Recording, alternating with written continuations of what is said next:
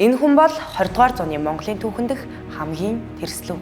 Түүний хөдөлмөрч зам бүтээл сэтгэлгээ мэдлэг чадварыг тухайн үеийн Монгол ардын хувьсгалт нам, төрийн дэд өндөрлөг нь бүхэл бүтэн механизмаараа гадуурхаж цөллөгт явуулж бүр шоронд хийсэн ч дийлж чадаагүй гэдэг. Энэ хүн бол Лохоц.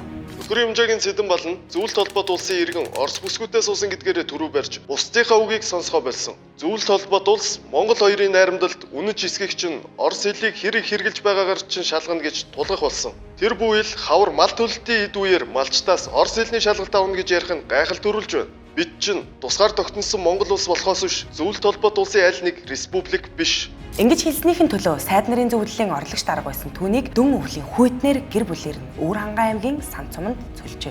Лохоцгоо цаашлаад Хар орон сум, Хүрсгэл аймгийн Баян зураг сум гэх мэт 3 уур газар нийт 17 жилийг цөллөгт өнгөрөөсөн гэдэг. Гэхдээ одоо хамгийн сонирхолтой нь цөллөгтөөс өмнө түүний цалин 1200 төгрөг байсан бол цөллөгдсөний дараа 17 төгрөг 50 мөнгө болсон байна. Ийм бага цалинтай цөллөгт байхдаа хүртэл хурганы арьс илдэж, гөлөм хийж, хөөрөг сэлж, дархан хийж зараад хөдөө хэрнээ дарга хийдэг байснаас их орлоготой болчихсон. Бүр том сайхан гэр хамгийн сүүлийн машинтайж болсон гэдэг. Гэвч удалгүй түүнийг хувийн наймаа хийсэн гэж буруутхан шоронд хэлж. Ийхүү шоронд 8 жил хорж тухайн үедээ бүр амийг нь хөнөөх гэж хүртэл оролцсон ч чадаагүй гэж байгаа юм. Тэгээд ч болоогүй. Энэ хүн шоронд ахтаа хүртэл гард орох материалаар гоёл чимээл хий зараад орлого олдог гэсэн гэж байгаа. Бүр шоронд ахтаа штэ.